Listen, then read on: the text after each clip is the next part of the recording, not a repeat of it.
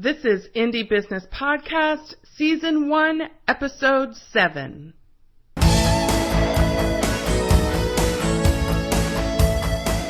Hello and welcome to this episode of the Indie Business Podcast. I am your host, mentor, and coach, Donna Maria, the founder and CEO at IndieBusinessNetwork.com.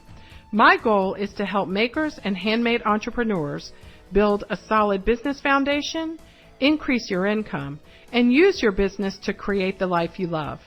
On this episode, I'll introduce you to Lynn Elko of Emma's Friends Soaps and Lotions in Tamaqua, Pennsylvania.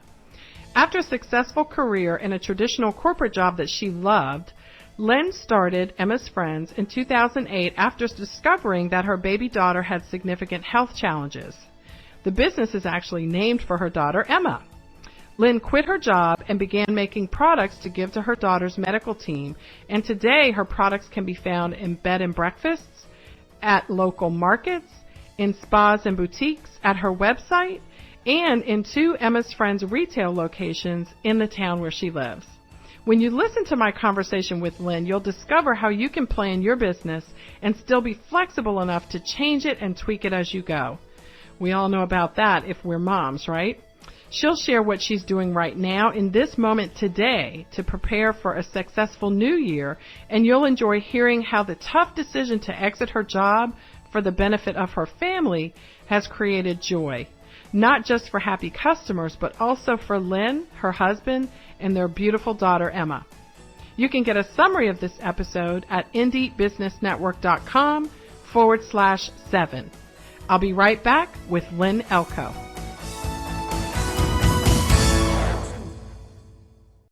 Hello there, Lynn. Where am I talking to you from today? Hello, Donna Maria. I am in beautiful Northeast Pennsylvania, just at the bottom tip of the Poconos in Tamaqua, Pennsylvania. Now, Lynn Elko, you own Emma's Friends Soaps and Lotions. Tell us a little bit about that business. What do you offer? We make, like a lot of indies out there, we make handcrafted soaps, lotions, lip balms, scrubs, bath soaks, broom and linen sprays, and things of that nature. Now, Lynn, you have a very interesting background that led up to the start of your business. You have quite a corporate career history. Tell us a little bit about that and then bring us to the point where you decided to start your own business. Sure. The last position that I had was VP of production at a company called Educational Impact, which was a digital developer of educational online tools for administrators and teachers. So we work to teach teachers and administrators how to do their jobs better. So I traveled extensively all around the U.S., visiting high-performing schools and talking to educational researchers and authors about best practices and how those could be implemented in the classroom and in the administrative level. And I really did love my job, and that perhaps makes me a little bit different from some of the indies. And just on the different boards that I'm on, I know there are a lot of people that don't enjoy their jobs, but I truly did. I loved what I got to do. And I was always involved in the creative process.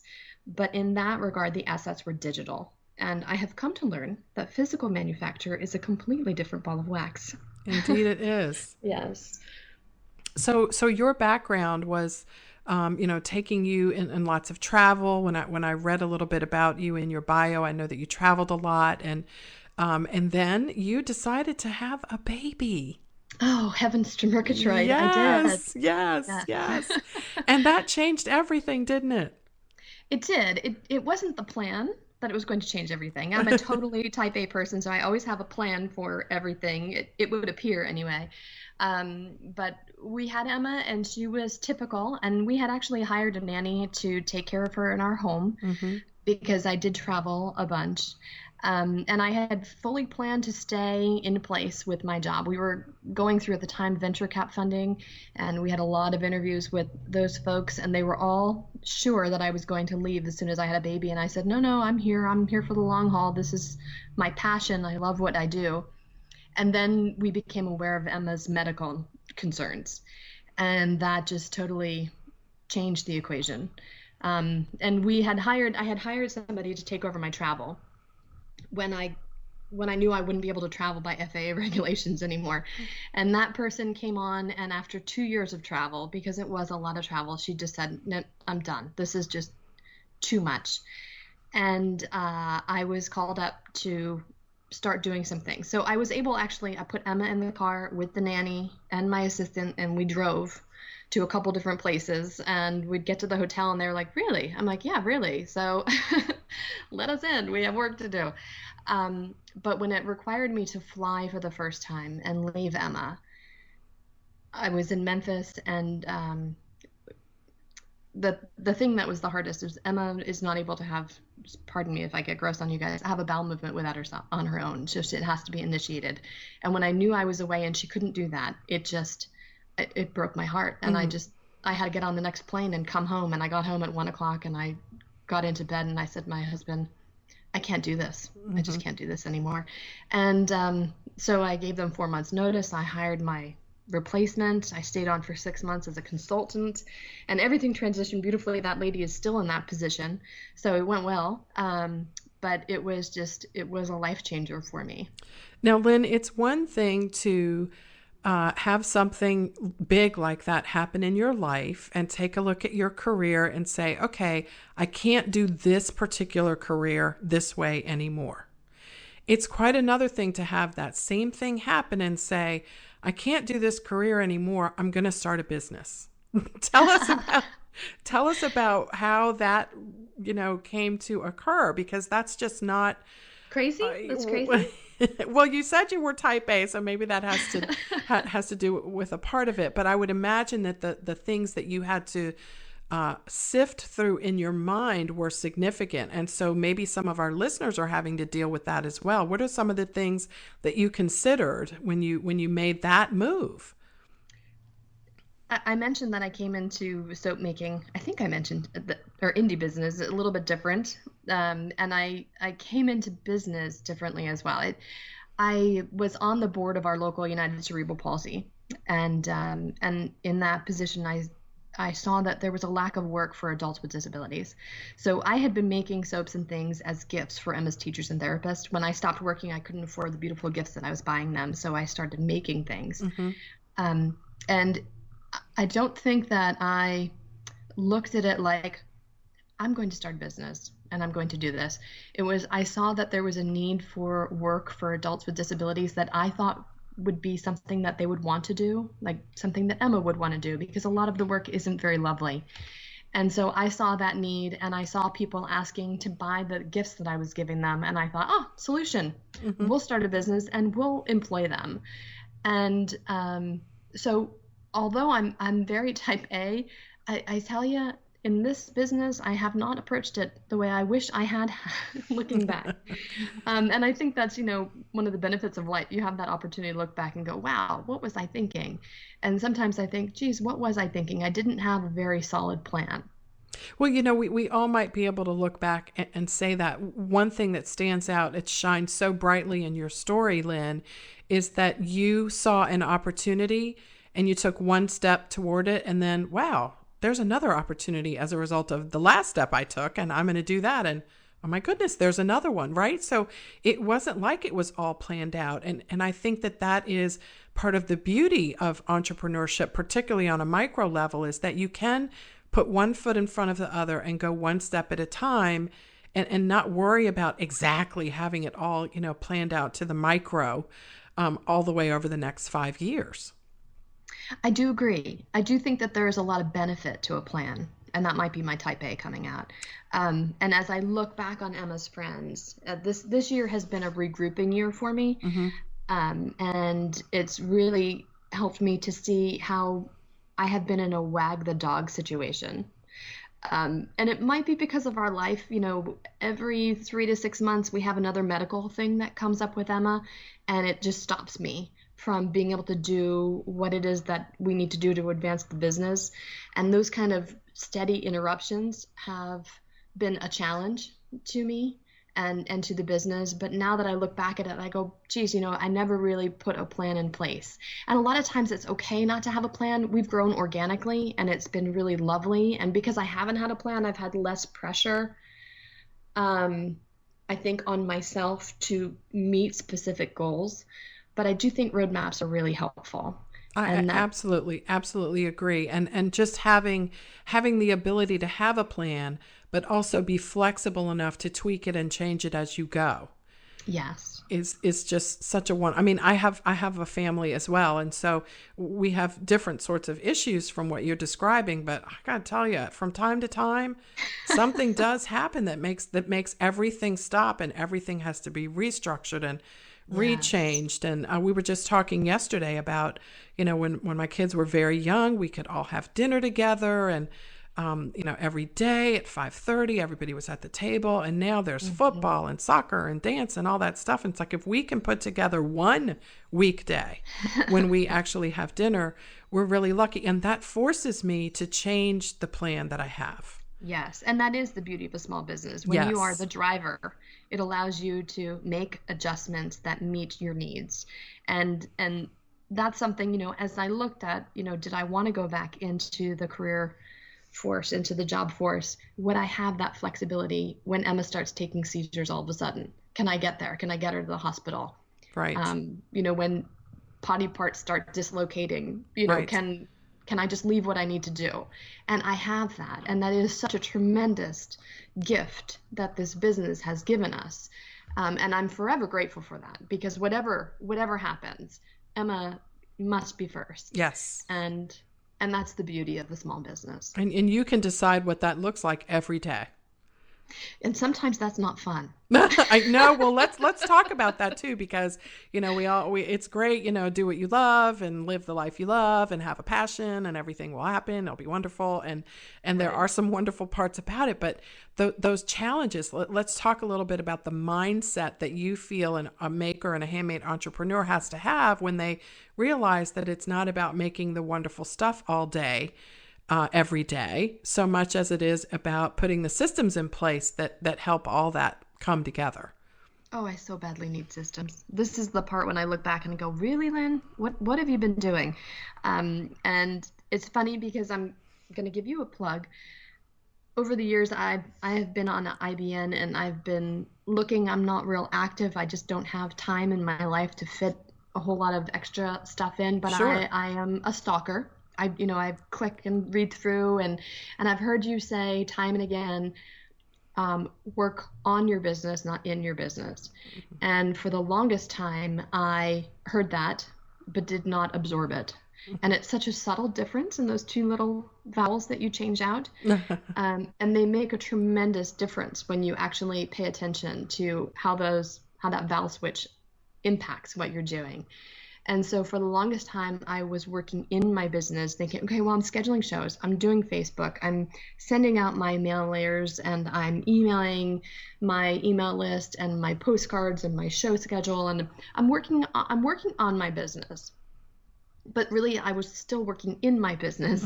I wasn't looking at the whole picture, and that has been my biggest challenge. I have had my head down, plowing through stuff for years, and I never took the time to look up. And I think that's okay. I think, don't we all do that for a while? I know, for example, just myself, for the longest time, I was in. I mean, there was just mounds of dirt on top of me. And that's just for a period of time. And now, and maybe you can relate to this, it's more like, well, I do time chunks. Like, in this period of time on this day, I'm working in my business, and then I'm working on my business over here, because I still have to show up. And do you find that as well, that it's more of a integration of the two, as it is just one or the other? What do you think? It is. I'm starting to evolve to that point. I'm still don't have my systems in place.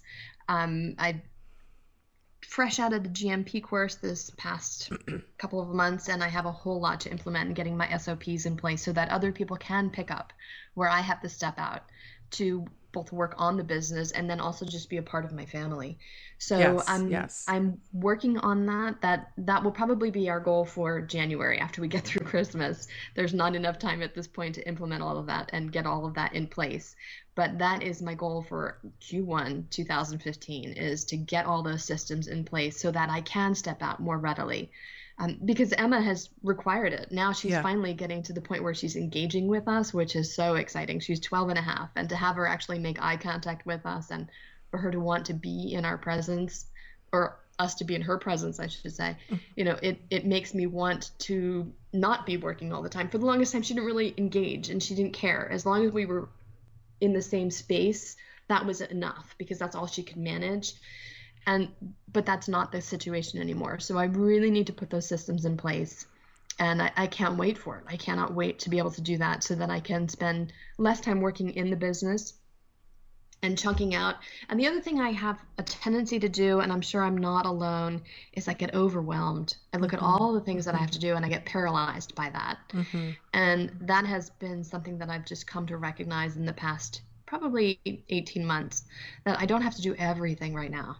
I mean, I want to do everything right now, but I have to prioritize and I have to figure out what's the most important thing that I have to do right now, and then work on the things that can be done maybe a little bit, chunking out little pieces of time for those things. Yes, yes. And I love that you're sharing this. And thank you so much for your authenticity, because, I think what you're talking about are things that all of us face in one way or another. In, different ways. We're different people, different families, different business models. But, the truth is that, it's a good thing for us to acknowledge, just right here for everyone who's going to listen to this all over the world on iTunes, et cetera, that, we don't walk around saying we're overwhelmed, because who wants to hear that? We want you to buy our product. But let me just tell you that there is a lot of overwhelm involved, and we can control it to some extent.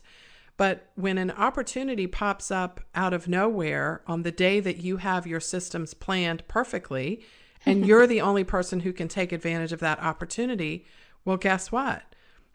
Either the systems have to go or you miss the opportunity. And there are times when that happens, and you just kind of have to, as you said, I love this part, is just really remember what the priority is and be flexible and not get so hard on yourself when the system doesn't work on Tuesday the 29th. You have to wait for it to work on Wednesday the 30th, Amen, sister.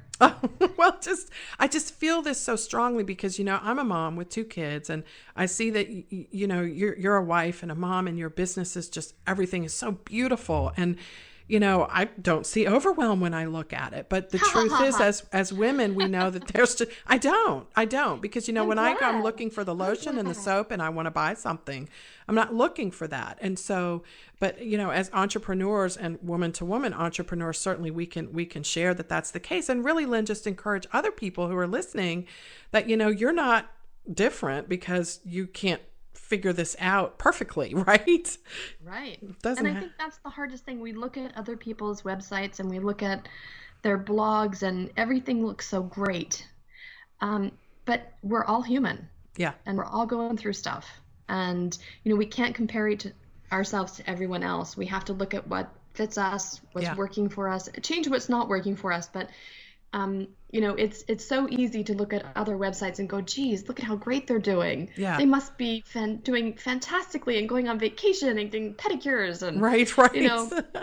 and we're and maybe they are, and that's great. And great. Yes. I hope you call me to make an appointment with me. I'll go with you. Oh, absolutely, absolutely. But yeah, I think it's important that we all recognize that, it's a process and we're all going through it, and it's ever changing. Yes. And, let's stick with that for a second, because as you and I talk this through, there's so many people that I talk with who say, well, my goal is to, be exactly like this. And they point me to a website and say, this is it. And I'm like, okay, well, you started last month and she's been in business for 12 years. And so I want you to dream. I really do. But I want you to think about what you want and, use those things as inspiration, right? And get the idea of what's possible. And then put your nose to the grindstone and give your customers what they're buying. Mm-hmm. Right. And if we can do that, then that's consistently. Yes. And so if we can close all that stuff off and really, your customer wants this, how do you help them get it? that's like what business boils down to, right? Because once you can help them get it, the credit card comes out, and we like that part. Right. So, right. Yes, we do like that part. We do I like like cash that better, part. then I don't have to pay a fee. But I'll take a credit card. Right. Well, if they're online, obviously that's. Yes, But yes, I just love that you're mentioning that and being so clear about that. And in terms of, I just want to ask you, how do you sell your products? I know you have a website. Tell us a little bit about what the business model is and who the customers are. Well, we started just by word of mouth and with a brochure and an informational website. And then somebody said, "Oh, you should do a craft show." And I honestly had never been to a craft show before I appeared at one selling my stuff, which is, I don't recommend that. But that's how I did it. And so we started doing craft shows. Then we turned our online website into an online store. And then, we caught a crazy break where a hotel was interested in us providing them with guest room amenities. And it was a 100-room hotel. And I didn't realize I was speaking with the general manager when I was. And that turned into something that really bumped our business up. We started buying ingredients in bulk and got, cutters and all of those things. I was using a machete before that. So, that was just good fortune. And, I love that. Lynn, tell, you said that the opportunity was not expected. Like, were you at a meeting? Were you at a show and the owner of the location just happened to come up? Tell us how that happened. Emma's Friends, I hadn't planned on starting Emma's Friends until Emma got into kindergarten when I had the idea. But life is as it is, and people heard about it and they said, "Well, we want to buy it now." And I said, "Well, we're building a house and we're transitioning into kindergarten." And they're like, "But we want to buy your stuff." So we went ahead and did it. And that was in January of 2008 we started. And then Emma went into a feeding program for 5 weeks. We spent every day in a feeding program, but I came back every night and I filled orders. And this group of women business owners had heard about us and they asked us to speak at their luncheon, and the luncheon was held at this hotel. And I didn't realize that the general manager had come in and heard me speak about our mission and our purpose. And then I had brought some goods to sell and he bought some things. And then we were invited back for their Christmas event. So that was in April and we came back in December. And he approached me at that time and I asked him how his hands were because he said he had rough hands and what could we do for it. And then he said, "Can you make these smaller? And are they natural?" And I said, "Yeah, we cut it by hand. We can do whatever size you want." And then he gave me his business card and it said general manager. And I went, oh, okay. And then he said, "I'm going to have our purchasing officer call you." And I said, "Okay." And went home and thought nothing else really about it because I thought, yeah, you're going to call me. Well, he called me. Not only did he call me, he sent me their previous order forms from the company that they were using and said, "This is what we order. This is how frequently we order. This is the price that we're paying. We really want you to supply us with our goods." Wow. So that was just crazy. Lynn, how do you plan for that? You don't. And see, oh my gosh, this is such a wonderful thing that you're sharing because it shows that what we were saying earlier, which is you have a plan, but your plan starts to unfold as you execute the plan you thought you had. What is it, right? So an opportunity came along because you showed up. You showed up with an idea of what you wanted to do, and then an opportunity came along that was different from what you had in mind, but now you can tweak your plan. And instead of getting a dining room table for our new house, we got a soap cutter. See, and then the soap cutter is going to eventually, if it hasn't already, pave the way for you to get the dining room table. So, we did. It was about 5 years later, and we got a dining room table. Yes. But it is just crazy, and that's how we actually started Emma's Friends with the furniture money that I had saved up for the new house. And so I still have the old sofa. I haven't gotten a new sofa yet, but that'll come. Oh, that is just, I love that encouraging word to just leave people with the idea that when you do these things, you don't always know what's going to happen. And we just had a guest recently who almost said the exact same thing. We went to a show. She called it a train wreck. And the next thing she knew, she had a big, huge wholesale order that flowed from showing up there. So you just never know what is going to happen when you show up with your best face, your best foot forward. And you're obviously doing that every day, and it's paying off. So you do wholesale to obviously this location, and do you do others and retail as well? Do you still do shows? What are the different ways that you sell the products? We do. So we have our online store. We supply the hotel with their 100 rooms. We also supply their spa and their gift shop with wholesale products. We also make stuff for their locker rooms. They're a golf course, so they have locker rooms for their folks there. Awesome. We sell to other stores who sell our products. We still do juried craft shows, and someday, we've weaned them back. We used to do about 17, then we took it down to 13. Now we're down to about 6. And I still hear from people, oh, we miss you at the show. And as soon as I started explaining to them, look, things have changed with Emma and she wants us around, and they know that that's the basis for our business is, right. It's focused around that need. But they can still buy your products, though. They can go online. And they have been fantastic. And we have a store. We have 2 stores. One where we make everything, and it's a beautiful location. We're in a beautiful historic building. And then we have the other store, which was our first one, which actually is housed inside of my husband's office. We made him cough up space because I was making up orders in bags, and then people were picking them up at his office. And then it turned into a bookshelf, and then it turned into give me a room. Right. So, he hasn't kicked me out yet, and it's free rent. So it's fantastic. And it's more like a kiosk, and the girls in his office wait on people. There's a register and a credit card machine and everything there. So great. The ride has been amazing. I don't think I could have planned it to be this way. Yeah. Well, and that's part of the fun. Yes, that's part of the fun. I love that your husband is supporting your business, obviously in so many ways, but that certainly is a great example of it. So you sell retail on your website. You have wholesale to this bed and breakfast and I guess, spas and boutiques, as you said, other stores. From time to time, you do your fairs and your markets, and you have the stores / locations where people can actually physically come and purchase your products. And one of those is where you make them. Correct, Mundo. There you go. Look at that. So one product or one group of products, 5 different ways to sell them. Crazy, huh? It's gorgeous. I love it. That is so key because, you can't start off doing all that stuff at one time, although I guess you could, you'd be a little crazy, but if you want to, go for it. But what you've done is you've added over time, and you said 2008 was when you started. So it's been, 6 years. You've added on, and one thing has led to another. I mean, do you find that because the general manager at that bed and breakfast was so happy that has actually led to other similar opportunities for people to buy your products?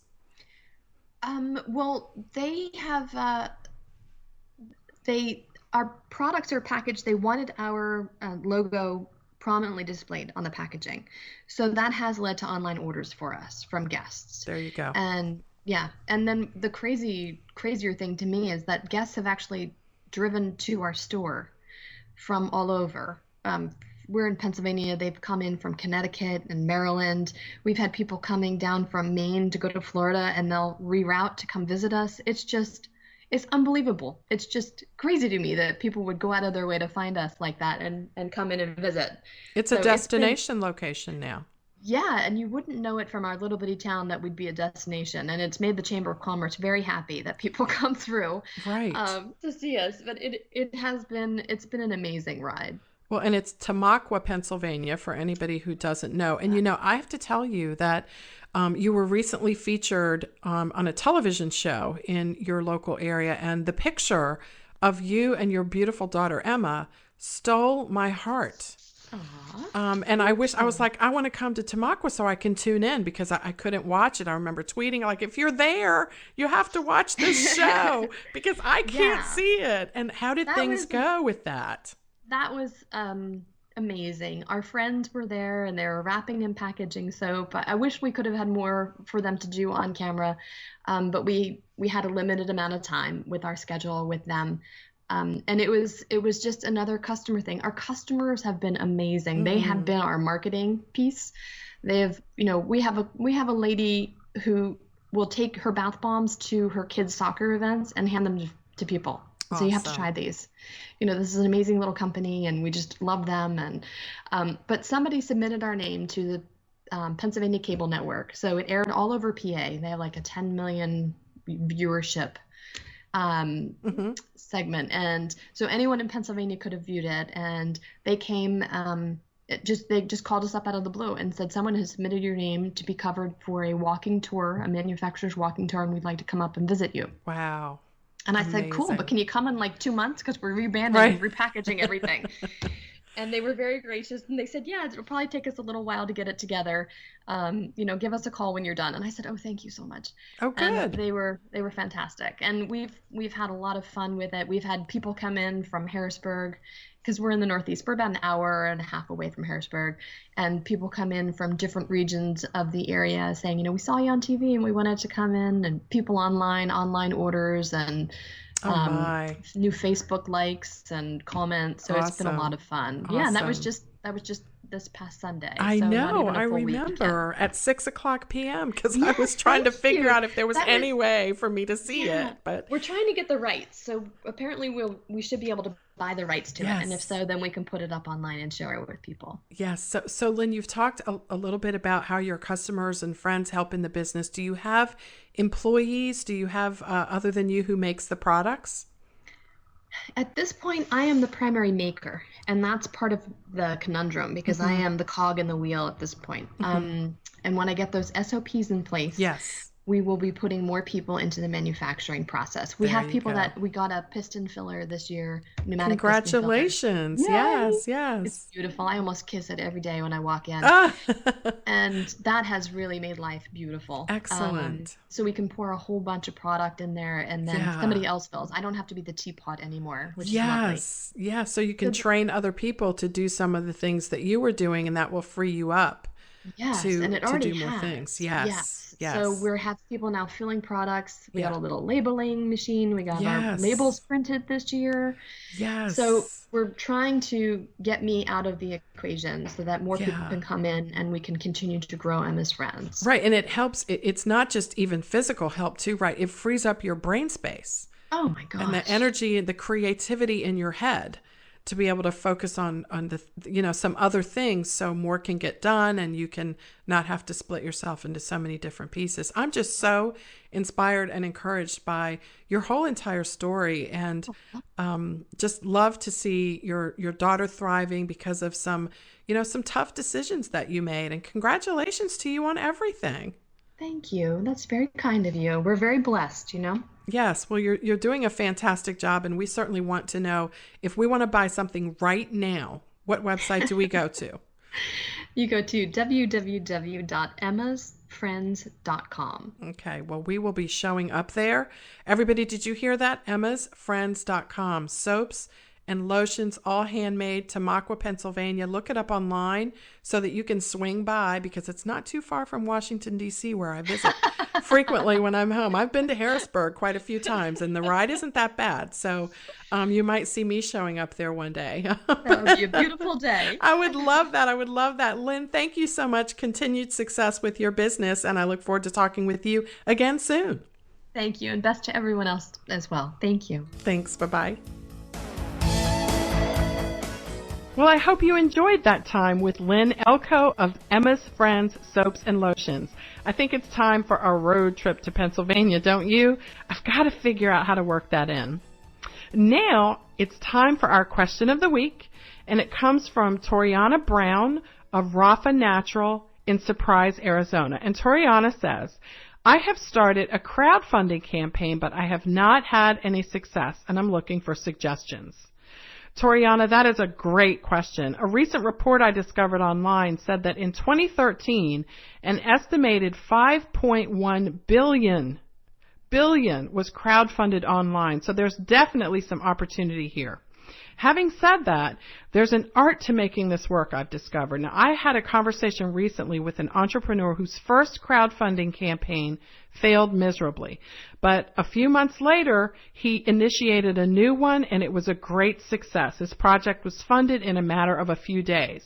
So there's a combination of different factors that will make these things work. But here are 3 of the most significant things he shared with me. The first, he didn't ask for an outrageous sum of money. One of the things he learned was that in his first campaign, he just asked for too much money the first time. And the second time, he brought it down to a reasonable number. So the point being is that if people see that your number's too high, they'll think it's not realistic and it won't be attainable, right? And everyone wants to be a part of a success. So if other people see that the number's too high and it's not likely that it will be reached, even if the product is great or it's a worthy cause, they're not as likely to contribute, because at the end of the day, they probably won't be a part of something that's successful because it's just too much money to raise in a short period of time. The second thing that he suggested is to make sure your profile is really, really appealing. Now, of course, you need to have a picture of yourself. You need to have your story there, why the product you're launching or the service you're launching is so important. But what he did was, on his profile at his crowdfunding site, he had a picture of him and his wife together and a description of their family and how he had the idea for the product that he wanted funding for and how he thought it would change people's lives and the difference that it would make just in the industry that he participated in if he could get this project funded. And he said that it went a long way toward establishing a personal relationship with the people who came to his page. And that leads us to point number 3 that he made, which is it's really important to stay in regular touch with the friends and fans who've donated to your campaign. So once you've established that personal connection through the profile and someone donates, then you can use the tools that are set up in the dashboard area of your crowdfunding site to stay in touch with the people that have supported your campaign. So you can send them periodic updates on how things are going, how much money's been raised, what are the additional new products that people can perhaps get if they donate, make it easy for people to share the opportunity with their friends and remind them in the update, hey, you can share this with your friends on Facebook, click here. We make it really easy for you to do that. So you're making it easy for them to share, and you're also letting them know that you care about them even after the fact, right? They've already donated money. You still care about keeping them updated on how your business plan is going. So those are my tips for you, Toriana. I hope they're helpful, and good luck with your campaign. And if you have a question you'd like to ask me about small business success, just go to indiebusinessnetwork.com/question and you can post it there, or you can just open up the podcast for this episode at indiebusinessnetwork.com/7 and scroll to the bottom, and you'll see the opportunity to send a question there at the bottom. If we ask your question on the show, we're going to link to you in the website and, of course, mention your business in the podcast as well. Well, I hope you enjoyed this episode of Indie Business Podcast. And if you did, won't you help us spread a little bit of the love? You can just go to indiebusinessnetwork.com/love, and you can get your friends to get a little tweet, really easy. Just click one button. Once you click indiebusinessnetwork.com/love, we make it really easy for you to click. If you're logged into Twitter, it's simple. Just click one button and you can let people know that you enjoy our show. We really appreciate that. And if there's anything we can do to improve it for you and make it better, please use the contact page at indiebusinessnetwork.com to let us know what you think. Well, I'll see you on the next episode of the Indie Business Podcast. In the meantime, break all the rules, build your own corporate ladder, and create the life you love.